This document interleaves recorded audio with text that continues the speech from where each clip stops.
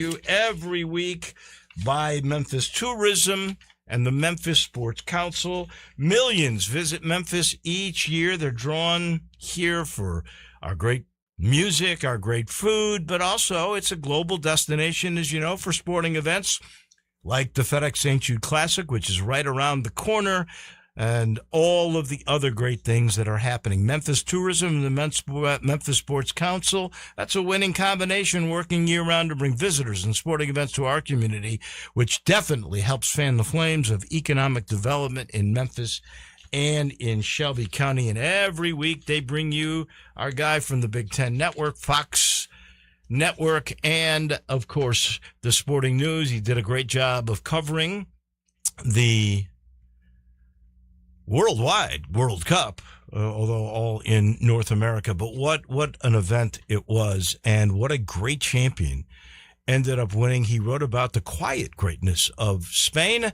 As we have a little bit of a computer problem here, so I'm hoping we do have Mike DeCourcy on the other end. Mike, good morning. I don't know that we'll ever see a team go through an entire World Cup and only give up one goal. That is amazing. It was remarkable. And, you know, it was interesting because Unai Simon, who was the goalkeeper for Spain, was named the Golden Glove winner. The Golden Glove goes to the best goalie in the tournament. And he had 10 saves in the entire tournament. I guess you had to give it to him because he didn't give up any goals, but he almost never faced any shots. We had six clean sheets, too, didn't he? They had seven. Seven clean sheets. Okay. Seven shutouts for Spain. He just never faced any shots. And I saw this is my first time seeing them in person in this tournament. And what I saw was that it's fairly typical in soccer now in terms of, I'm not sure that it was when I first started watching the sport 36 years ago, to play in the way that they do now. But it's fairly typical to reverse the ball through the back of your offense, to kick it back to a central defender or the goalkeeper, and then reset your advance. And in the case of playing Spain, every time Argentina did this, they were in trouble. I mean, it's like, okay, we're fine to just play it back and see how, and then Spain would push forward with their pressure. I mean, that's not normal. Pressure usually comes after a goal kick, what essentially a turnover. The ball goes over the end line, so it's a goal kick, and that's when teams press. But in their case, if you played it backward, they were on you.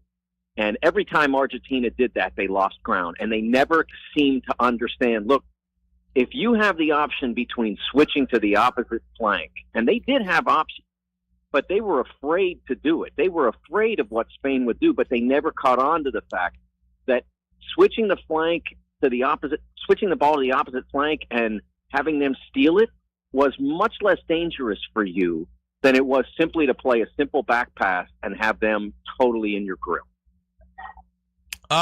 Everybody's talking, extra time, man down. That was heartbreaking for Argentina. Another a call that I don't necessarily think was controversial, honestly. But and they're talking about the goal by Torres. To me, the pass to Torres was the play of the World Cup. The header from Nico Williams, yes, or the cross from Pedro Porro? No, the header from the header Nico was Williams. Incredible. Yeah. Yeah, that's one of the shames in some ways about what we were able to witness from Spain over the past month and change, is that Nico Williams is a fabulous talent, a very entertaining player. And Lamine Yamal is next level in terms of his creativity and his ability to make things happen.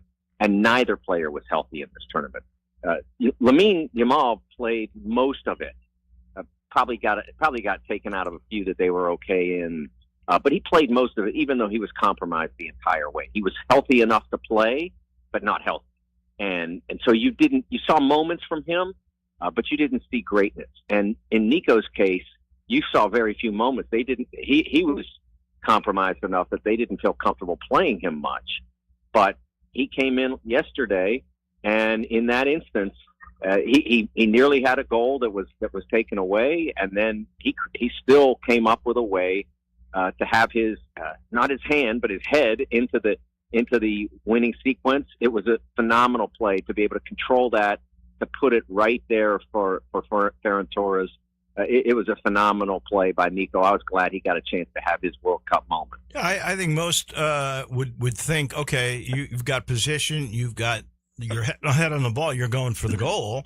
And he was wise enough to go, I got a guy right behind me here who's going to be wide open. And the perfect header right to him. I was amazed. I felt bad for Messi. Here's the guy, probably the last time he suits up in an Argentine national sweater. And, he just couldn't get it done. As great as he is, that's how great Spain's defense was. I was surprised he didn't get the golden boot that Mbappe, who lost in both the semifinals and in the third place game, was the winner of that. Yeah, that's something that kind of needs to be looked at. I guess, first of all, there shouldn't be a third place game. It was a fun game. I hadn't any intention of watching it, but we had a terrible rainstorm on Saturday in New York / New Jersey, so it made no sense for me to challenge the possible flooding that was out there and go into Manhattan. So I stayed in Jersey, and so what else did I have to do but watch the game? And it turned out to be a blast, but it still shouldn't exist. One thing that happened, 1981 was when the NCAA tournament did away with the last of their third place games. They used to have third place games at regionals.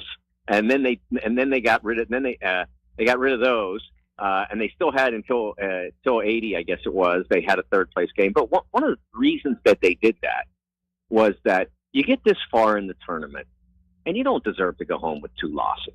Like France didn't deserve to go home with 2 L's. It didn't do anybody any good other than it sold some tickets and gave. I'll be curious to see what the ratings were for that game, how many people watched, but. It gave some people some television programming, but it really wasn't what soccer usually is. And so the fact that Mbappe picked up 2 goals in that deal and therefore beat Messi for the Golden Boot when he was playing for a championship all the way through, I'm not sure that really feels great. I don't think it does either. I will say this. Back when they were doing third place games at the Final Four, they weren't getting paid an extra $14 million if they won that game. That's true. That is true. It's funny. I was thinking about this. I tweeted and texted a few people that where I said the only person who loves third place games is Bill Bradley. And the reason I say that is because Bill once scored 58 points for Princeton against Wichita State in a Final Four third place game. I never knew that. That's incredible. And so he has the second highest scoring game in NCAA tournament history behind Austin Carr's 61, which was a real game. Yeah. And so now we can say that not only Bill Bradley, but Kylian Mbappe loves him as well. This was it for Messi, right? Although he's still going to play for Miami, right? But he definitely will. He didn't say that he was done. Of course, he didn't say anything. I mean, he avoided every opportunity to interact with the media. Yesterday, the entire Argentina team did. And Friday at the press conference, it was really interesting. They had this. They had customary pregame press conferences for both teams, and the tradition is that the captain attends and the coach attends. And the first press conference was Spain, and Rodri, the eventual Golden Ball winner, was at their press conference, and he was great. He's very fluid in English, so when he was asking English questions, he was able to give English answers along with his Spanish to the core of the media, because Argentina and Spain were both Spanish-speaking nations. So he was wonderful. And then they had this public event, sort of a interesting show with Tom Brady and Kevin Durant and Novak Djokovic, and then they had 3 representatives from each team. And Messi showed up for that. It was a 5-floor elevator ride and a 20-minute commitment at most to come and talk to the media, and he couldn't be bothered. And instead, they sent their goalkeeper up to talk about his Netflix movies. That's kind of who he is. He thinks he doesn't have any responsibility beyond the field and the locker room. That's the way he wants to be. But what he's done for MLS has been great, but it could be greater with very little effort. Yeah. I can't imagine he would play another game for the national team. He'd be 43 when the next World Cup would come around. He's already standing around for 70% of the time anyway. Doesn't get playing until the last 20 minutes. There is a Copa America here in 2 years in the United States. And if he wanted, he could hang out for that, because I know he'll play the rest of this year, and that would mean playing 2 more years for Miami. I don't know whether he intends to do that or not. But it's like LeBron and Tom Brady. Like, you're still seeing excellence. Yeah. And when you're in the middle of that, and you're not what you used to be, but when you look out there, you're still better than this guy and that guy and that guy and almost every guy you encounter. Yep. And it's hard to walk away from that. Yeah. It's a little like Djokovic now. I mean, I don't think Djokovic is going to win another major in tennis since you brought him up. But the guy makes semifinals. He's still top 4 in the world. Why would you give it up? It's crazy. But 4 years from now, I'm not sure. All right, last couple of things, and I'm guessing you got a plane to catch or something of that nature. What's the final verdict on USA and the future of Pochettino? Uh-oh. I think did he disappear? He disappeared. Okay. All right. Want me to ring him back? Let's try, or he'll ring us back. And then we will get into medals. But he just texted me he lost us, so I've got a feeling we can get him back. If we've got him back. So while you reconnect, I'm just curious, because I know he's got plans. Let us know what you thought about the final verdict on USA and the future of Mauricio Pochettino. Well, Pochettino will make a decision. He has an offer to continue if he wishes, and I do know that he had a buyout in the last contract, which was only for 2 years. That was fairly prohibitive. I would make this one. If I'm keeping him, I'm making it like you leave within the World Cup cycle and like we take your house or whatever, or more than it has to be prohibitive. You can't allow him to remain, and then all of a sudden, I don't know, Milan calls or Atletico Madrid or whoever. Right? Atletico's not going to have an opening, but some big club, Tottenham, whoever. Mm-hmm. If they call, he can't go. You can't. He has to totally commit if he's staying. If you allow him to stay without the commitment to 2030, it would be a travesty. So that's I can see him staying. They made a lot of progress, and I think he's capable of delivering more than he did. But at the same time, I mean, there are going to be plenty of people who, if he remains, are going to point to that Belgium game and say, he failed. And on that night, he failed as miserably as any of the guys on the field who couldn't hold the ball for more than a touch. I mean, it was a program-wide failure on that night. It wasn't just, they lost to a better team. They lost to a team that's very good, but not great. And to be humiliated in the way that they were is certainly problematic. So there are going to be people who see it from both sides. I saw a team win 3 games, dominate possession at times, create opportunities in ways that they never had.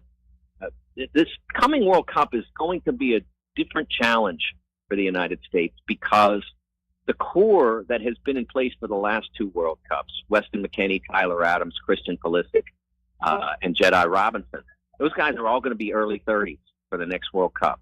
That is not ideal.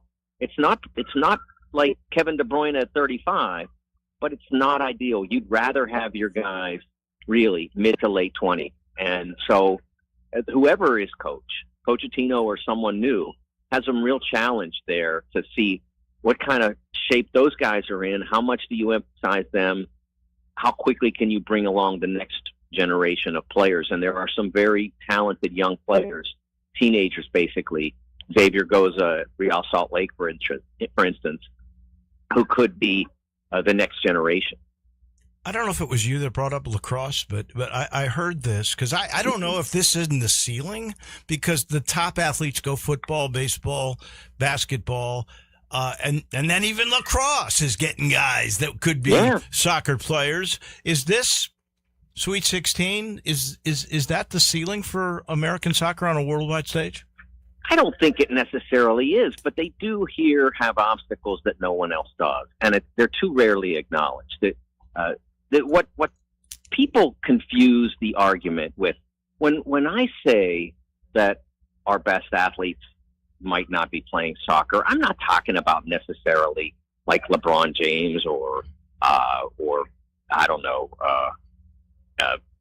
Brown who just got traded from the Eagles to the Patriots or whoever.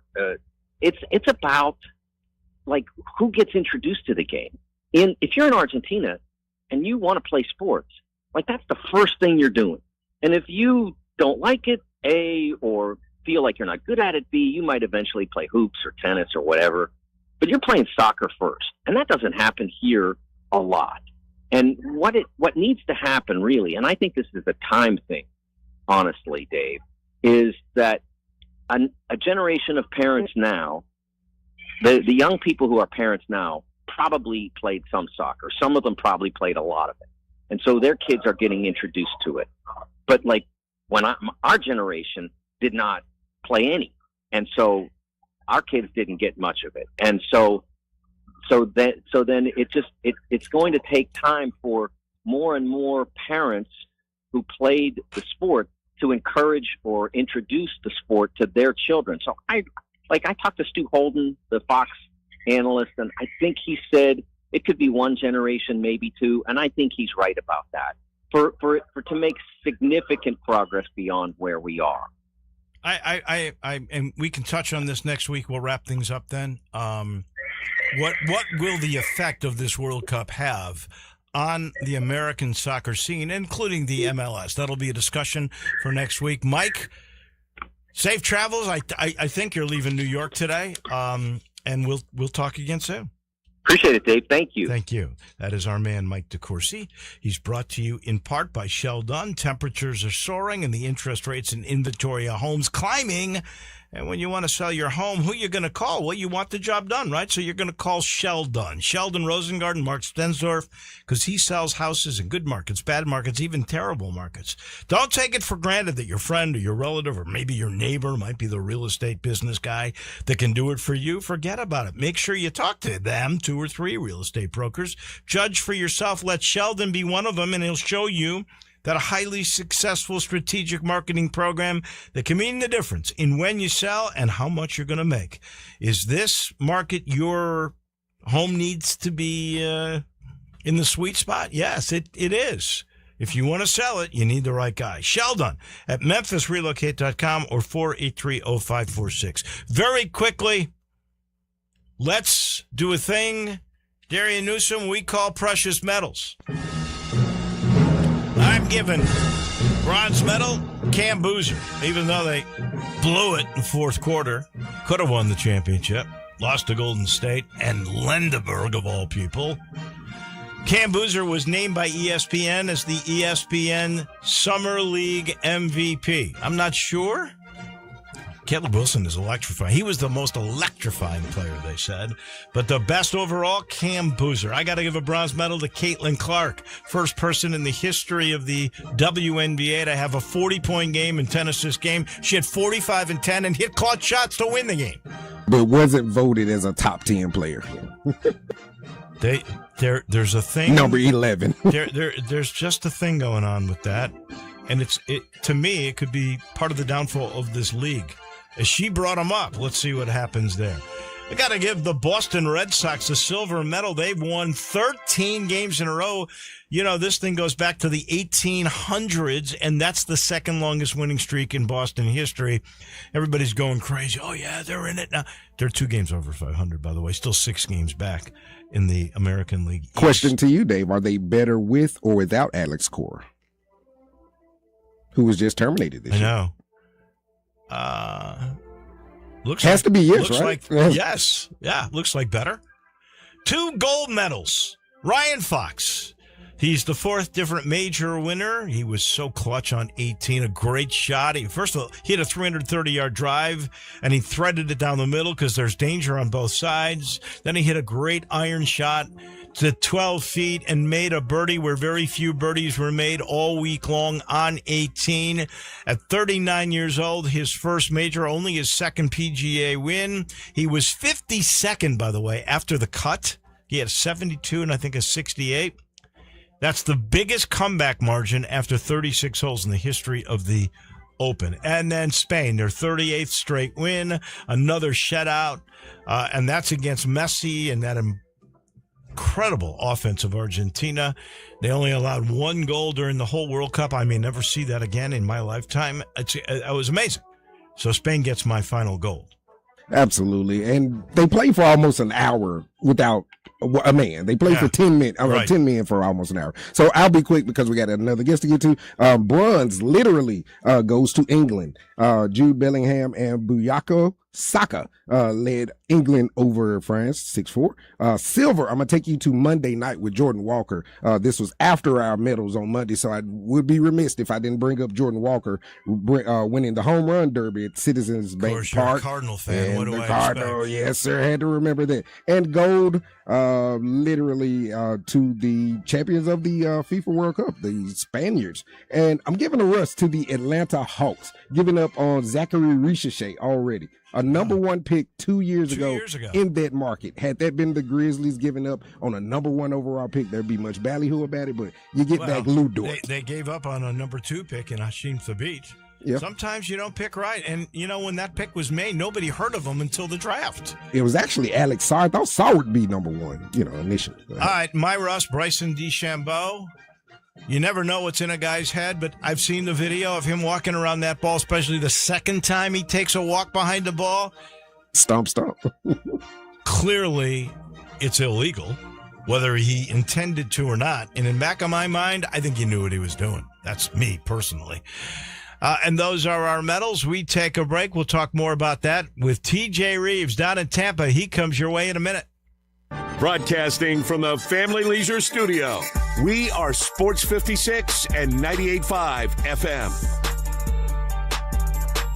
Hey, everybody. July is by far the best month to drive to the mountains, to the beach, to anywhere in America, from sea to shining sea. It's also the best month to come out here to All-Star Chevy and Olive Branch to pick out a new Silverado, any new Silverado you want, because Olive Branch is where all the new Silverados are. And listen to this. No interest for 5 years, no payments until maybe Halloween, because your good credit deserves it. Military and first responders, you get an extra $500 bonus. And how about the new Traverse with the third row seating? Yeah, they got that. And for all your commercial and fleet needs, All-Star Chevy is the top-rated business elite dealer. Express cargo and passenger vans are here. So check out this huge, and I mean huge, pre-owned selection. Equinox, Tahoes, Traverse, Suburbans, and so many Silverados. And if you have any vehicle you want to sell, bring it here to All-Star Chevy and Olive Branch and get the most money for it today. Together, let's drive. Don't miss the best sale of the summer event going on right now in Olive Branch at All-Star Chevrolet, or go to allstarautogroup.com.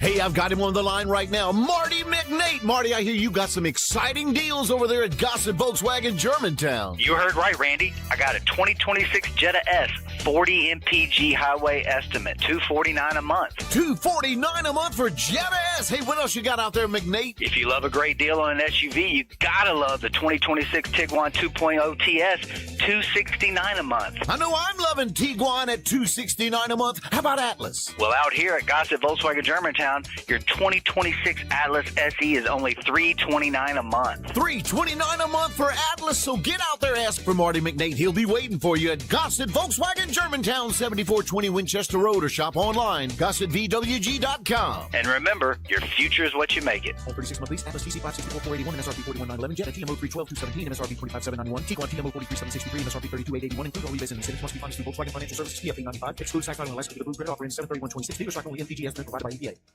We've learned something over the years. Successful people don't just rely on motivation. And motivation comes and goes. They rely on routines. The workout gets done because it's on the schedule. The meeting gets handled because it's on the calendar. The habits become automatic. That's one reason I've taken M-Drive every morning with my coffee for years. After 40, you start noticing changes. Energy isn't quite the same. Recovery takes longer. The things that used to happen naturally take more effort. That's why scientist Gary Kehoe created M-Drive, a daily supplement designed to support healthy T levels, energy, metabolism, and recovery with clinically tested ingredients. No hyper extremes. Just a simple habit that supports the work you've already done. If you're serious about showing up for your family, career, your workouts, and yourself, start your daily routine. Go to mdriveformen.com. The code is always HERD, H-E-R-D, for 20% off your first order. M-Drive for men who still show up. Hi, this is Troy Fiveash, owner of Fiveash Roof Services. Do you know what Penny Hardaway and I have in common? We should both be in that building celebrating the best basketball players of all time. Of course, I'll have to buy a ticket to get in, but he should already be there. But seriously, we both surround ourselves with the best people we can find. We work hard to achieve our goals, and we are both among the best in our respective fields. At Fiveash, we can't win titles or get national awards, but what we can and do strive to do is give 100% of ourselves to give you the best product possible and one you can be proud of. So if you need a roof, siding, or gutters, give us a call at 901-367-0050, and we will do everything we can to provide you the best of everything. Fiveash Roofing. Fair, honest, and ethical. 367-0050 or memphisroofer.com. 367-0050 or memphisroofer.com. Fiveash Roofing, it's what we do. We're here for you.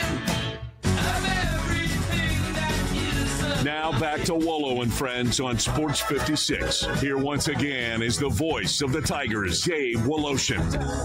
We head to Tampa, where for the first time in history, the SEC Media Days are taking place. Our own Brett Norsworthy is there. That'll be front and center on many of the shows for the rest of the day. And we bring in our guy from Tampa, who is not at SEC Media Days at the moment, but he knows everything that's going on. That's TJ Reeves. How has Tampa embraced having this thing? Because it's always been in Hoover. It's been in Nashville.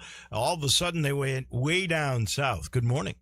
Good morning. Yes, the 813 is alive with all of the, currently I'm trekking the Oklahoma fans, and I believe we have Tennessee and Kentucky later today. I think the Mizzou fans are also interested in everything going on because Eli Drinkwitz was just up on the big podium a little while ago. So, and what a job he's done, right? I mean, he's made that program decent. Yeah, absolutely. And the SEC obviously is, I mean, let's be honest, we're biased. We're in the South, but it's the truth. It has got the most attention. It has definitely got the most revenue associated with all of what it's doing, and now it's trying to get its swagger back the Big Ten, for the college football playoff. The Big Ten brings in more revenue, and the Big Ten's won the last 4 national championships in football. I would say we've got here, but maybe there is more interest in the SEC for sure down here, but don't discount which league has been the better one, and that'll be a topic today. Well, first of all, the Big Ten does not bring in more overall revenue than the SEC. They may have a better television deal, but the SEC pays out more to its different schools. The second thing is it 4 straight for the Big Ten? Yes. In the college football playoff? Yes. Including Indiana? All right. Well, it's about time they caught up because the SEC won about 15 of the first 20 of this decade. So in any event, there is tremendous attention. It's fascinating that Greg Sankey is once again talking about expanding the playoff or not because the SEC is the one roadblock. He was just talking about that a couple of hours ago. This just into the newsroom. The SEC makes tons of money off their championship game. The Big Ten makes almost nothing while we're comparing the two. So the SEC is not so quick to give away that SEC championship game. That's valid, and you're right. Yeah. I saw the figure. It blew me away how much money they make on that championship game. Correct. Between so TV are they going to give that away? Are they going to go in-house? Are they going to the 9th conference game? That's another part of this where they lose other revenue playing lesser teams. So all of those things are up for debate. And of course, in this part of the world, every part of the SEC, there's different storylines. And in this part of the world, John Summerall is going to be on the stage Wednesday as the Florida coach with all the expectations of trying to turn things back around. I mean, they have really scrambled and been through an odyssey of trying to get back to national prominence. I mean, like Tim Tebow's down here doing stuff with the SEC network. and he is a legend for all time in this state. And that's the last time they were really relevant on the national stage, SEC champs, national championship contenders, is when Tebow was the quarterback. I know. Back in the late 2000s. Oh, they have So they got to fallen. try to get that swagger back. For Florida. Tennessee on the docket today has fallen. I mean, when you talk about discussions now, although Alabama is always in the top 4 or 5, that they're talking Texas and they're talking A&M and they're talking Georgia, they're talking Ole Miss. Right. I mean, things have changed. NIL has changed things. It's going to be a fun watch all week long. And then, of course, the American is later in the week across the bridge in Interesting St. that they're Pete. doing that, and it's actually smart. Why are you not down here coming to play some golf with me for a couple of days while the American media days are here in St. Petersburg across the water? I got to work on that for next year. I need somebody to sponsor me. That's why. In the meantime, before we run out of time, got to talk British Open. What about the story of Ryan Fox, 39, first major, only second PGA Tour win, was so clutch down the stretch. Scheffler couldn't putt. Sam Burns, I got to give Kevin Kisner credit. He said the winner would be 10 under. All Sam Burns had to do was play even par. He could not get it done. What a story for Ryan Fox from New Zealand, who actually had moved to Florida last year and decided to, try to full-time play on the PGA Tour after he won the Canadian Open. And he actually beat Sam Burns last year in the Canadian Open in a 4-hole playoff. So that changed his life to an extent. Now this has completely changed his life. How about, while we tie it here and there, how about the South Tampa kid from my high school, Plant High School, Jackson Suber is Ole his Miss name. kid. Ole Miss golfer, you know that name.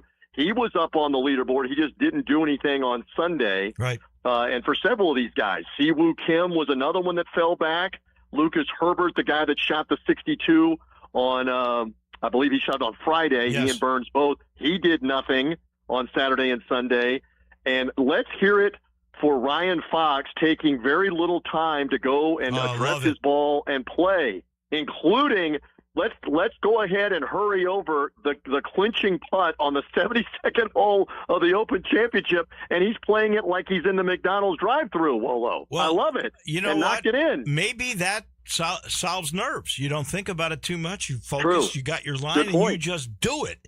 He does that with every shot. I mean, I love playing with him because you don't have to wait on every single, and there's no long pre-shot routine. He's amazing in that way. The other big story in this tournament was Bryson DeChambeau and the two-stroke penalty for improving his lie, whether he did it. Is it confirmed that he was trying to get President Trump involved? Is that legitimate? I have read that story. I have no idea if it's legit. I know he knows Donald Trump, that's for sure. I think he's played golf with Donald Trump. I mean, okay, so first of all, where do you come down? I don't know if you said it already because I couldn't hear it. Do you believe he was doing that on purpose on Friday afternoon and stomping backwards on the high grass? So here's my take. I did it when we gave medals out.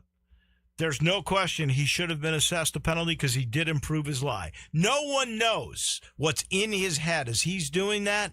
So you don't really know intention, but my gut feel when I watched him do it, especially when he went back the second time to the area that would improve his backswing, I think it was deliberate. And you know There's what? There's no doubt in my mind it was deliberate. Wow. The look on his face is like, I wonder if anybody's seeing me stomp backwards for no reason in the grass. I know where my ball is, and I'm stomping backwards while I'm looking straight ahead because I'm going to improve the opportunity to hit the ball by doing this. So, again, Scheffler defended him and said he didn't think he did it on purpose. Right. He didn't think he deserved the penalty. It's black and white that whether you did it on purpose or not, intent is not part of it. He should have been given the penalty. But for him to act like he was acting out there on the fifth hole, and my understanding from our guy Bob Herrig, who's doing a great job as now an independent golf journalist, he was there at Birkdale, it was DeChambeau who wanted to go out to the fifth hole to show them and put all those theatrics on. It was not the RNA. It was the RNA, Wolo, that was saying, you've got a two-shot penalty. We've watched the video, and it's clear to us that you definitely improved your through line, your stance, whatever you want to call it, no different than if you pulled down tree branches or something else something else around you to help your swing path. He wanted to go out for all those theatrics. and in more theatrics, let me go hit balls in the dark for 45 minutes while I'm alleging that I'm not going to go play tomorrow. So way too much with him. And let's just say there were not very many people heartbroken when he made triple bogey on the hole yesterday and took himself out of contention. So there you go. Here's the thing about DeChambeau. He craves attention. There's no doubt in my mind about that. And as you said perfectly, there was a penalty. Whether you can prove intent, you can't. But it sure looks that way. And it's amazing to me, half the people defended him like Scheffler, the other half question him. Well, right. Rory said, I don't like him, basically. Yeah. And I'm not going to get into what was in his head, but it's rather obvious what was going on there. This goes back years with other players. Brooks Koepka couldn't stand him either. All right, last thing. Yeah. It's on golf. We have parity in golf, right? We've had McIlroy win the Masters. Aaron Rai won the PGA. Wyndham Clark won the U.S. Open. Now, Ryan Fox wins the Open. Is that good for golf, or is it better if Scottie Scheffler wins them all? Well, Scheffler has been winning a bunch, and McIlroy obviously has won a bunch of majors. You want the stars because, the ratings are going to come in for this thing, and it's not going to be because of Ryan Fox battling Sam Burns and Siwoo Kim. It's because Scheffler was on that leaderboard with the chance to maybe tie or get into a playoff. Well, and that's going to help the audience. You need the stars. You need the stars. Yeah. We got a heel in golf. Maybe that's a good thing. Now, I don't know what they're going to do with DeChambeau and the PGA. That'll be fun to watch. Stay tuned. That's the next. Maybe he'll get the president involved on that, too, on reinstating him. Stay tuned. Stay tuned. We'll stay tuned with you next week. We'll keep you up to date on everything with the SEC. I know Stats is down here with everything with the SEC. Ole Miss doesn't go till later in the week. Lane Kiffin, by the way, is right before Ryan Silverfield. You don't ever want to follow the big act, right? But Silverfield is on the stage right after Lane Kiffin. Boy, they should have coming reversed. on Thursday. They should have reversed that for my poor guy Ryan. I guess. And Ryan can talk though. Let me tell you, I did Ryan's show for many years. Ryan, he will be just fine here. I promise you. He's not gonna say anything outlandish like Lane Kiffin is liable to. But stay tuned. Stay tuned on all of this. Yeah. We'll see what happens. And stay tuned right here because we do have SEC Media Days covered. I just saw Brian Dacus in here. He'll be on with Stats live from the Marriott in Tampa. We got a bunch of people who are sponsoring this thing, so stay tuned right here to find out all the latest from SEC Media Days. In the meantime, this program is brought to you by Southern Security. Need cash? You can refinance your auto loan with Southern Security. You won't have a payment for 60 days. Southern Security will finance up to 115% of the current value of your vehicle, and that is for up to 72 months. So if you want to find out how to put more cash in your pocket, you can call and talk to a human being at this number, 901-452-7900, or you can apply on the website. That's simple, southernsecurity.org. Southern Security, that's your home team credit union, federally insured by NCUA. They got 7 locations. They can do things banks can't. They're not for profit. Go cash in. Go to Southern Security. We take the break. When we come back, we will head over to Summer Golf and Games and our golf guru. That would be Ted Butler. He weighs in on the British Open, DeChambeau, and a whole lot more. You have opinions? I think it's over. Of course you do. I don't think it's that simple. Everyone does. I got all the answers. Hit us up on the Sissy's Log Cabin listener line at 360-8255.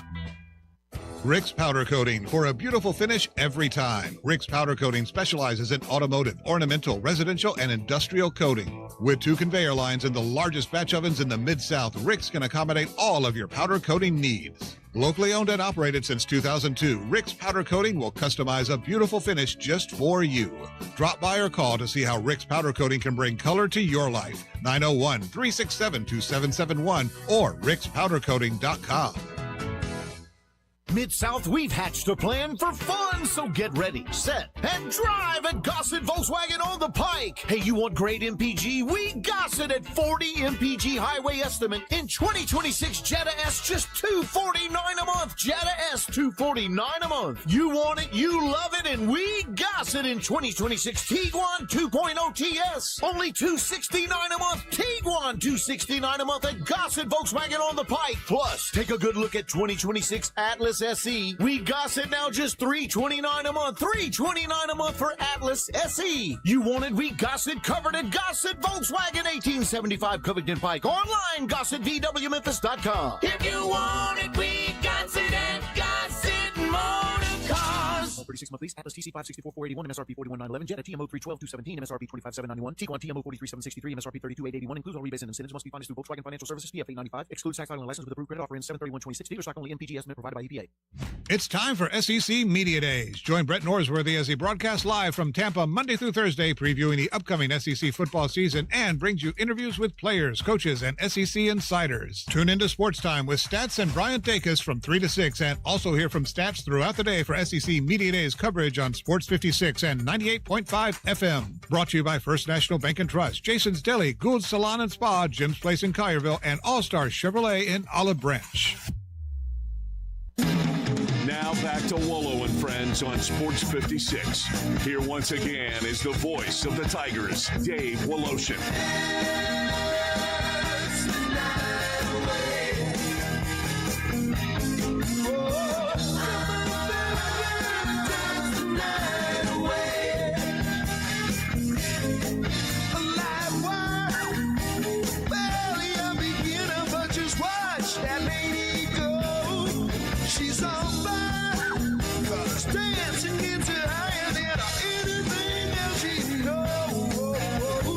Back in as we get set to recap the British Open with a guy who knows more about golf than anybody else. That would be our good friend Ted Butler over at Summer Golf and Games. One thing I loved about Ryan Fox, you didn't have to wait long. He's going to go hit that shot, and he hit it with perfection on 18 yesterday. Good morning. Good morning. Yeah, I love the way he plays golf. I mean, he picks up a club. He looks at the spot, gets in there, and hits it. It's. I mean, he admitted that. He said, the longer I stand there and think about it, the worse I do. He said, I make a decision and I do it. I love golf like that. Did you think he was a little crazy to putt on 18 with that 12-footer as quickly as he did without looking a little bit more? He said his hands were shaking so bad he couldn't feel them, so he needed to get it over with. Man. That's what he does, though. He picked out a line, he hit. He said, I just hope I could keep the club face square long enough through impact to get it there. Apparently, we have parity in golf. Yeah. We've had 4 different major winners. I mentioned this earlier. McIlroy at the Augusta, Aaron Rai at the PGA, Wyndham Clark with his incredible display of putting at the U.S. Open, and now Ryan Fox with clutch play, getting one of the rare birdies on 18 yesterday to win it all over all the big names. Is that good for golf to have that much parity? Well, I don't know. I guess maybe for people from Venezuela it probably is, but what's become of Aaron Rai? I haven't heard of him since he won the tournament. I know. Has he played anywhere or shot anything anywhere? I don't know. You'd like to see more big names at the top. I think I would. I had no idea how good Ryan was or where he even came from, but it's interesting. It's a different style of play. Just like Rai, the way he played, he was so surgical, a different kind of golf than the Bombers are playing now. Well, some of these guys, too, are so, they make so much money.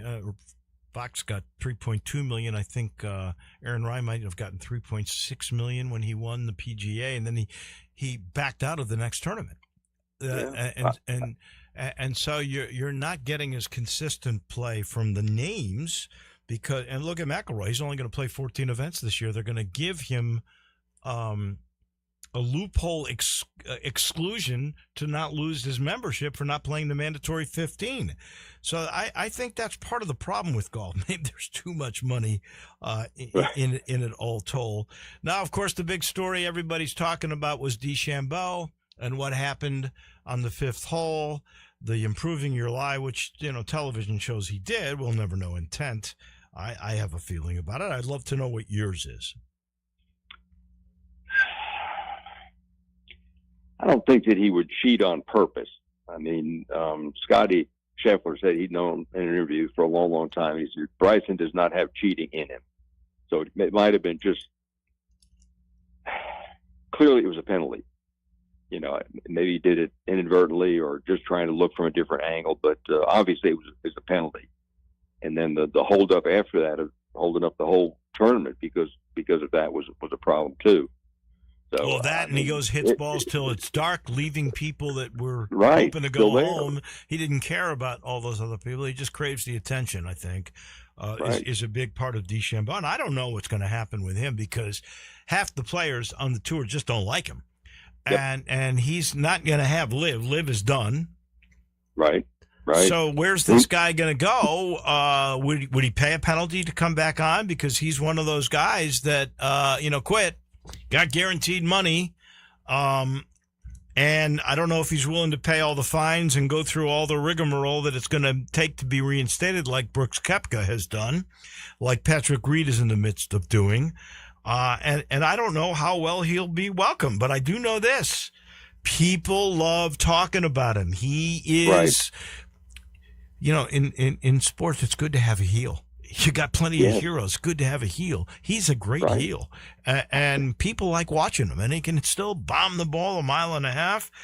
He was terrible yesterday. A triple bogey ended his chances. But until then, they had a lot of eyeballs on him. Well, he does things nobody else can do. You know, he drives over corners trying to reach 400-yard par fours and one. You know, he takes chances. And he's kind of hard to watch on his putting. You know, he's so mechanical looking. But it's different from everybody else, and that's kind of fun to watch. I have mixed emotions about him. I think he's kind of a showboat, but he's got his own podcast, and he's making a lot of money other than golf. Golf tournaments itself. Well, I don't think he has to worry about money anymore. Between the guaranteed golf and all the YouTube stuff, money he's making from that in his podcast, I guarantee you he's set for life already. But golf is his life. I don't know what he's going to do. Well, that's all he's ever done. Since he was little, he's played golf, and he goes about his own way, his own kind of club faces and shafts and lengths, and everything is different. And he's trying to be he is a one of a kind. He's entertaining, though. A lot of people like to watch him. Yeah.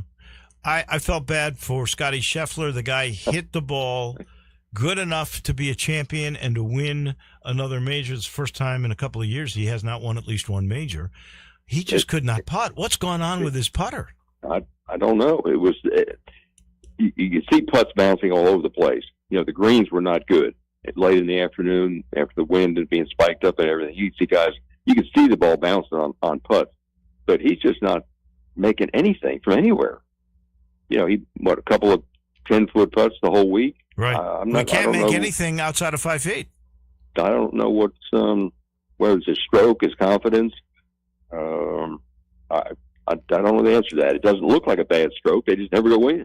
Did you feel bad for Sam Burns? Kevin Kisner. Oh, yes. When he opened up the show, he told Dan Hicks, he said, I believe the winning score will be, because the wind's going to come up a little bit, and the way they're setting it up, I believe the winning score will be 10 under, which is exactly what it was. And all Sam Burns has to do to win this is play even par. He'll be the winner. And Sam Burns couldn't do it. I felt bad for Sam because I was pulling for him to win. Well, yeah, he shot 64, didn't he? I mean, he bogeyed 18, right? Yesterday? Yeah. Didn't he bogey 18? I don't think he might have bogeyed. I think he did bogey 18, but I don't know that he shot. Well, and 64. he had like 3 or 4 other holes in the middle of the round, too, that he hit sloppy, bad shots and still shot 64. But I was rooting for him to win after his U.S. Open disappointment. In fact, he had a new baby and came over there. And he shot 72 yesterday. He shot 65 on Saturday after a 62 on Friday, one of the two 62s. And now Cam Young is the guy that shot 64. That's right. And Cam Young, he comes close. He's got so much talent. To me, it's a little like Ludwig Oberg. It's all there. They just can't seem to put it all together. Well, there's so many of them. Who gets the hottest on a particular week? I mean, Oberg was going to win sometime, and when he does, he might win. He might win a lot. I mean, he's a Tom Weiskopf swing and just a really good player. And his time's coming. But these things are hard to win now. You get 156 players from around the world, the best players on the planet. It's just hard to win. Do you think at this point, with all these great young players who have come on and they've all gone through AJGA competition when they're like 10 years old, and these college programs now are so good and competitive, and they all got indoor with garage doors, places to practice. Do you think this is the deepest, most talented PGA tour that we have ever seen in our lifetime? Yes, depth-wise for sure. The amount of good players, not the amount of superstars back with Palmer, Nicklaus, Player, and Ray Floyd and Johnny Miller and Weiskopf and all those guys. But the depth is certainly bigger, and just you could tell the Bubba Conley last week out of Colonial. Some of these kids, they hit the ball so far, and they're like 15, 16, 17, 18 years old. And just incredible golf swings, and they're coming from everywhere. And they can all hit the ball 300 yards. That's an yeah, amazing thing. That's not even an issue anymore. I mean, that's a chip shot for these guys. So it is crazy. That's another thing I got. I was having this discussion with my son and a couple of other guys yesterday. I've always thought a pitching wedge was 48 degrees. The new Titleist pitching wedge is 42 degrees. That's why Scotty Scheffler can hit a 6-iron 220 yards, because we should go. This is my new campaign. We should go away from the traditional 6-iron, 7-iron, 8-iron pitching wedge. We should go just with degrees of loft. That would be most accurate. Then you'd really know what these guys can hit. Oh, I've got several people in here with 42-degree pitching wedges that I give lessons to. It's nothing like it used to be. That was of 9. That's right. A 9-iron was 42 degrees. I think in my set right now, it's 42 degrees as a 9-iron. Yeah. And they're getting stronger and stronger. I agree with you on the degree, because the old numbers are not the same. The pitching wedge, the gap wedge, it's all different. And Ping started that, but now everybody's doing it. Yeah. All right. What do you expect for the playoffs? Is Scotty Scheffler going to win one of those playoff events? I hope it happens right here, to be honest with you. He, by the way, has said he has committed to come to Memphis. Well, I think McIlroy said he's not playing again till Memphis. He's taking time off. So we know McIlroy and Scheffler, they're probably the two biggest names in the game. They're both coming to Memphis. I wonder if they'll put them in the same foursome. That'd be interesting. Little friction there. That'd be fun to watch. Scotty could win one. He's one of these days he's going to start making putts again, because his game is great. He hits the ball as well as anywhere on the planet, tee to green. He hits it high, hits it far, he hits it straight. Great short game. He just cannot get the putter to go in. But if he does, he's still the best player in the world. Is that mental, you think? I don't know. The stroke, it must be, because his stroke doesn't look bad. He's not cutting across it. He's not quitting on it. He's not stabbing at it. The strokes all look good. It just, they keep running by the edges. Left side, right side. Speed control is good. I don't know the answer to that one. That's, I guess, up to his coach. Of the 4 major winners this year, McIlroy, Rye, Clark, Fox, which one wins another major? I think Clark. I'm agreeing with you. Oh, no. We agree on something. Good grief. I do. He's playing great. Yeah. He's got his confidence up now. You can see the aggressive look in his eyes and the way he's hitting the ball. I think he win another one. I think, might win the whole thing. I think McIlroy doesn't care anymore, honestly. No, I agree with you. And I'm not sure about Rye, and I'm not sure about Fox, but I think Clark is definitely, he's got talent to win another major. Well, Clark and Burns and Scotty, there's a bunch of guys just hanging around the edges right now that could do it. He knows. Maybe even Fleetwood.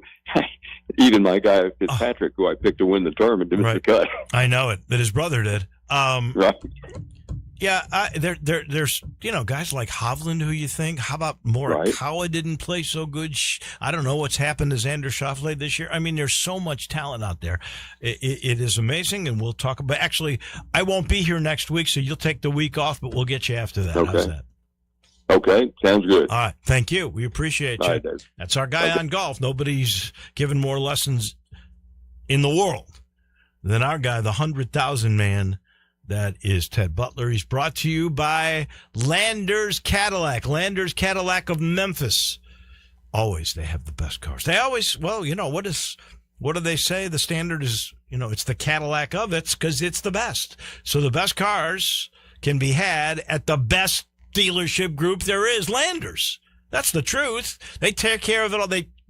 They're going to give you top dollar for all the trades. They always get the best new Cadillac models in. They always sell fast because you're going to get the best deal. See how much you can save with the Landers Easy Pass. Just go to Landers Easy Pass at CadillacofMemphis.com. You want the best car? You want the best company? That's Landers Cadillac of Memphis. And remember, if it doesn't say Landers, you paid too much. That does it for us. Johnny Radio is right around the corner. We'll see you bright and early tomorrow. Have a great day, everyone.